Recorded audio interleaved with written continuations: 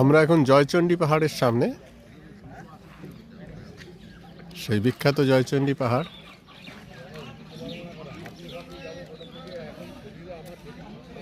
দেখুন একদম পাহাড়ের মাথায় লোক পৌঁছে গেছেন।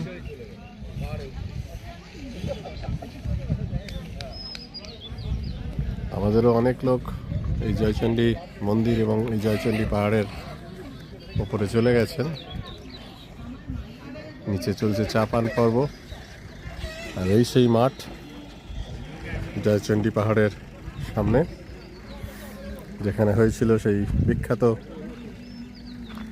সিনেমা হীরক রাজার দেশের শুটিং। মহান পরিচালক সত্যজিৎ রায়ের সেই দৃশ্য,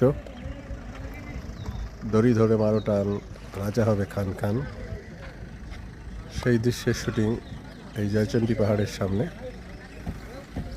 সেই জয়চণ্ডী হিলসে এখন আমরা, আদ্রা স্টেশন থেকে এটি খুব কাছে হয়। আদ্রা স্টেশন থেকে মাত্র 1 কিলোমিটারের মধ্যেই এই জয়চণ্ডী পাহাড়।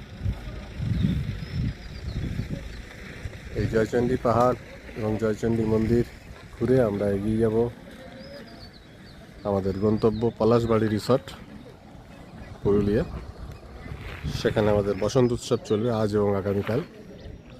দেখাবো সেসব ছবি আপনাদের।